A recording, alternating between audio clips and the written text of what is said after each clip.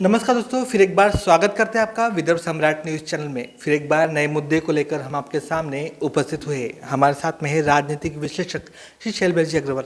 Sir, फिर एक बार आपका विदर्भ सम्राट न्यूज़ चैनल में हार्दिक स्वागत है। बहुत बहुत धन्यवाद आपको। जैसे कि जो ब्रिटिशकालीन पुलिया था सर, आपने ही एक आवाज़ उठाई थी। लोगों को बहुत दिक्कत का सामना करना पड़ता था, अंडरग्राउंड एरिया जब खराब था। एक ब्रिटिशकालीन पुलिया टूटने की वजह से लोगों को बहुत तकलीफ हुई, लेकिन कुछ ही दिनों बाद उसका भूमि पूजन होने वाला है, ऐसा सुनने में मिला है। सर, क्या बोलेंगे सर, लोगों को कितनी राहत मिल सकती है उसकी वजह से? गोपाल दास जी अग्रवाल के प्रयासों से नई पुलिया बनी थी, बड़ी पुलिया बनी थी। उसके बाद छोटी पुलिया 4 चक्के वाहनों के लिए, 6 चक्का 10 चक्का वाहनों के लिए प्रतिबंध लगा दिया गया। सिर्फ 3 चक्का, 2 चक्का, साइकिल और पैदल, इसके लिए पुलिया थी। ये पुलिया वरदान साबित थी, क्योंकि इधर से उधर आने जाने वालों के लिए ये पुलिया का नितांत जरूरी था, मतलब रहना। लेकिन कुछ लोगों ने, किसने तोड़ा, किसने आदेश दिया, इसकी छानबीन होना चाहिए। और एक आदमी के आदेश से, एक आदमी की सोच से पुलिया नहीं टूट सकती। इसमें अनेकों लोग शामिल होंगे। मुझे ऐसा लगता है सब पे कार्रवाई होना चाहिए। और जो हो गया, 4 साल हो गया, अब जनता हालाकान हो गई है। जल्दी पुलिया का निर्माण हो। सभी गोंदिया जिले के नेता अपनी अपनी राजनीति बीच में नहीं लावे और गोंदिया के विकास के लिए सब एक हो जावे और पुलिया का जल्दी से जल्दी निर्माण करे, ताकि लोगों को आवागमन का साधन होवे। साथ ही मैंने सुना हूँ कि इसका भूमि पूजन होने वाला है जल्दी। भूमि पूजन से कुछ नहीं होता, जनता काम मांगती है। भूमि पूजन तो कई मैंने देखा, कई बाढ़ प्रकल्पों का देखा मैंने, बहुत बड़ी बड़ी संस्था को भूमि पूजन देखा।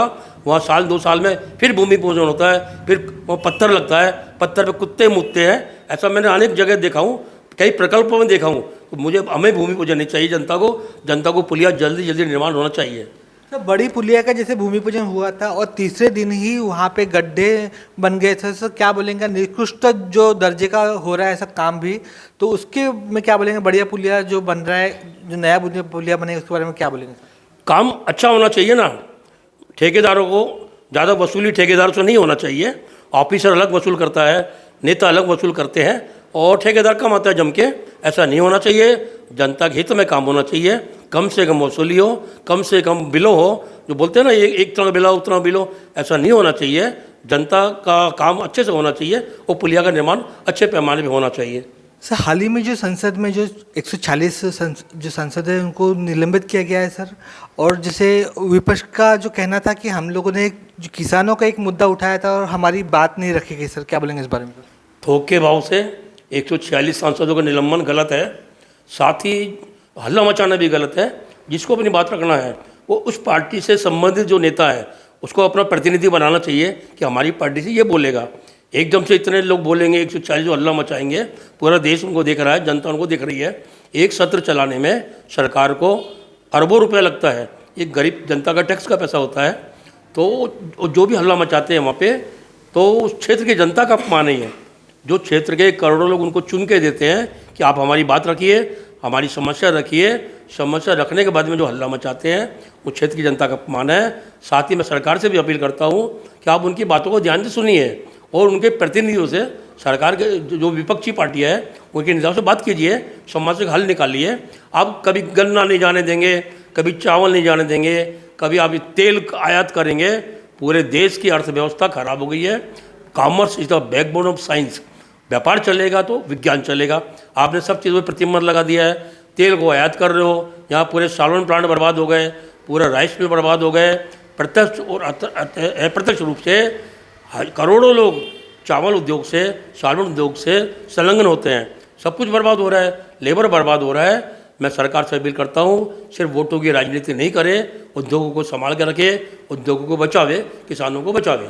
सर, आपको लगता है कि ये सरकार कहीं ना कहीं व्यापारी के विरोध में है? सर, बिल्कुल। एक जमाना था जब भारतीय जनता पार्टी को बोलते थे ये बामन बनियों की पार्टी है। आज ये सरकार व्यापार को पूरा तहस नहस कर दी है। सिर्फ हिंदुत्व के मुद्दे पर ये चुनाव जीतना चाहती है, लेकिन सिर्फ हिंदुत्व का मुद्दा नहीं होता। देश का उद्योग धंधे बर्बाद हो रहे हैं, देश में बेरोजगारी फैल रही है। इधर भी सरकार को ध्यान देना चाहिए। मैं जनता से निवेदन करता हूँ। सर, हाल ही में जो एमआर लोगों ने भी एक स्ट्राइक निकाली थी। उन्होंने ये निकाला था कि जो दवाई पे जो 18% जीएसटी लग रही है सर, उससे ही महंगाई बढ़ रही है और जो गरीबों को जो दवाई है महंगी मिल रही है। सर, इस पर रोक लगाना चाहिए। सर, क्या बोलेंगे? बिल्कुल। दवाई जो जीवन उपयोगी है उन पर तो जीएसटी होना ही नहीं चाहिए, ताकि दवाई सस्ती मिले। बहुत होना ही नहीं चाहिए जीएसटी में। तो बोलते 18% क्या, 8% भी नहीं होना चाहिए, क्योंकि दवाई तो एक जीवन उपयोगी है, जीवन बचाने का साधन है, इसमें कोई जीएसटी नहीं होना चाहिए। सर पिछला जो नगर परिषद का जो चुनाव हुआ था 2016 में हुआ था सर, अभी 2 साल बीत गए लेकिन नगर परिषद के चुनाव नहीं हुए और पूरी नगर पालिका जो है सीओ के भरोसे है सर। ऐसे में सर कोई भी नेता सामने आकर चुनाव होने के हित में बात नहीं कर रहा है सर। ये सर मतलब ये इतना कैसा हो सकता है कि 2 साल से चुनाव नहीं हो पा रहे सर? 2021 फरवरी को कार्यकाल खत्म हो गया नगर परिषद का, तो सीओ अकेला क्या क्या देखेगा? गोंदिया देखेगा, तिरोड़ा देखेगा। जनता हलाकन हो गई है। साफ सफाई की व्यवस्था, लाइट की व्यवस्था, पानी की व्यवस्था बर्बाद हो गया है, पूरा महाराष्ट्र बर्बाद हो गया है। और नेता अपने ऐश कर रहे हैं। उनको तो क्या है कि साला हर 5 साल बाद चुनाव हो रहे हैं, उनका चुनाव तो एक दिन भी लेट नहीं होता, बराबर हो रहा है। जनता को चाहिए कि नेताओं का लोकसभा चुनाव का बहिष्कार करें और इनका नेताओं को घेराव करें। भैया तुम्हारा चुनाव बाद में होगा, पहले नगर पालिका का चुनाव कराओ। हम लोग बहुत परेशान हैं, जनता में इतना हो रही है। खुद आ जाएंगे लोकसभा में, मोदी जी आएंगे भाषण देंगे, राहुल गांधी आएंगे भाषण देंगे, उनको रोकिए टोकिए। पहले भैया हमारे चुनाव करो, पहले आपके चुनाव बाद में होंगे, पहले नगर परिषद चुनाव कराओ। और 2 साल का जो हरजाना हुआ है, जनता में इतना हो रही है, इसका खामियाजा नेताओं को भुगतना पड़ेगा। सर हमेशा जैसे आप लोगों के मुद्दे उठाते हैं और हर चीज़ को जो रखते हैं कि लोगों को जो सहूलत हो उसके बारे में, तो लोगों को भी कहना है सर नगर अध्यक्ष का जो चुनाव है आपने लड़ना चाहिए सर। और क्या मतलब हर बात में जैसे जो मुद्दे हैं आप रखने की वजह से आपने नगर अध्यक्ष बनना चाहिए, ऐसा लोगों को कहना है सर। क्या बोलेंगे सर इस बारे में? गोंदिया के हज़ारों लोग चाहते हैं, मुझे फ़ोन भी आते हैं कि आपको नगर अध्यक्ष बन के जनता की सेवा करना चाहिए। लेकिन सिर्फ चाहने से नहीं होता है। कोई पार्टी मुझे अपना प्रत्याशी बनाएगी और सभी पार्टियों का नेता मुझे समर्थन देंगे गोंदिया के विकास के लिए, तो मैं आगे आऊँगा। सबसे पहले तो जनरल होता कि नहीं होता है, कोई कई घटक है, ओबीसी है, एससी है, एसटी है, जनरल पुरुष है, जनरल महिला है। जनरल पुरुष हुआ तो मैं चाहूँगा मैं जनता की सेवा करूँ। कोई भी एक पार्टी मुझे प्रत्याशी बनावे और उसमें जीत की गारंटी रहेगी, क्योंकि हज़ारों लोग चाहते हैं मैं नगर अध्यक्ष बनूँ। जीत की गारंटी रहेंगी उस पार्टी को, और सभी पार्टी मुझे सहयोग करें गोंदिया के विकास के लिए। मैं चाहता हूँ एक बार वो स्वर्ण युग आ जावे जो डॉक्टर वाजपेयी का था, श्री राम प्रताप का था, हरिहर भाई पटेल का था, मनोहर भाई पटेल का था, प्रभु भाई पटेल का था, दामोदर जी अग्रवाल का था। वो युग आ जावे, मैं उसकी सेवा करना चाहता हूँ जनता की। सर हर पार्टी आपसे मतलब जुड़ी हुई है, आप हर पार्टी से जुड़े हुए हैं, जैसे भारतीय जनता पार्टी, कांग्रेस हो गया, तो सर हर पार्टी आपको अगर चुनाव में लड़ना चाहे तो आप किस पार्टी की तरफ जाएंगे सर? मैं तो चाहता हूँ मेरी मूल पार्टी भारतीय जनता पार्टी है। मैं बचपन से जनसंघ से जुड़ा हूँ, लेकिन मुझे विश्वास नहीं होता भारतीय जनता पार्टी मुझे टिकट देगी, क्योंकि करीब 25 साल पहले मुझे गोंदिया वार्ड नंबर 11 से भारतीय जनता पार्टी ने अपना प्रत्याशी बनाया। समाचार पत्रों में भी आ गया। बाद में नेताओं ने टिकट काट दिया मेरी, बोले यार शिवसेना नहीं मान रही है, ये तुम्हारी टिकट शिवसेना को जा रही है, तुम्हारा नाम तो अटल बिहारी से जुड़ा हुआ है, तुम कैसे भी लड़ लो, जीत के आ जाओगे। नहीं, भारतीय जनता पार्टी के नेताओं को मैं अच्छे से जानता हूँ, ये तो मुझे टिकट देंगे नहीं। मुझे भरोसा है, प्रभु भाई पटेल में भरोसा है, मेरे को कांग्रेस के नेताओं में भरोसा है। मैं चाहता हूँ सबके सब नेता मिलकर मुझे अपना प्रत्याशी बनावें। सर ऐसा अक्सर कहा जाता है कि पैसे से राजनीति और राजनीति से पैसा, इस तरह से राजनीति की तरह से लोगों का विकास नहीं हो पाता सर, तो क्या बोलेंगे सर इस बारे में? मैंने इतने सालों से मैं राजकारण में हूँ, जनता की सेवा किया हूँ। मैंने 1 रुपया नहीं कमाया, मैंने बहुत कुछ फूका हूँ। यानी एक कहावत है ना, घर फूक के तमाशा देखना, वही मैंने किया हूँ। मैं कोई भी पद पे आऊँगा, मैं वचन देता हूँ 1 रुपया कमाऊँगा नहीं, मैं जनता की सेवा में अपना समय दूंगा।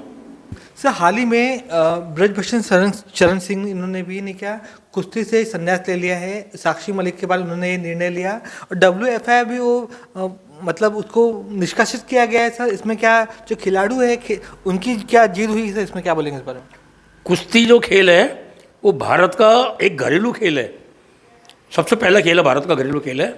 और ये सरकार को जब महिला ने आरोप लगाया उत्पीड़न का, उस समय इसका नार्को टेस्ट कराना चाहिए, लेकिन सरकार ने अपने सांसद को बचाने के लिए पूरे एक प्रश्न चिन्ह लगा दिया है खिलाड़ी पे, खेल पे, और अभी उनका निलंबन किया है। ये काम सरकार को बहुत पहले कर लेना चाहिए। सरकार की किरकिरी हुई है, जब खिलाड़ियों ने अपना सम्मान वापस किया है तब सरकार चेती है। सरकार को पहले चेत जाना था, और ये खिलाड़ियों ने जो सम्मान वापस किया है, खिलाड़ियों को बुला करके वो सम्मान वापस देना चाहिए। और इसमें किसी की जीत हार नहीं है, ये खिलाड़ियों का सम्मान होना चाहिए। कुश्ती का खेल हमारा राष्ट्रीय खेल है। धन्यवाद सर। दोस्तों आज का स्पेशल एपिसोड आपको कैसा लगा जरूर हमें सूचित करें। अगर आपको हमारे एपिसोड अच्छे लगते हैं आप इसको लाइक कर दें, शेयर करें और हमारे चैनल को सब्सक्राइब करना बिल्कुल ना भूलें, ताकि आने वाले एपिसोड का नोटिफिकेशन आपके मोबाइल पर तुरंत आए। देखते रहिए विदर्भ का नंबर 1 चैनल विदर्भ सम्राट। धन्यवाद।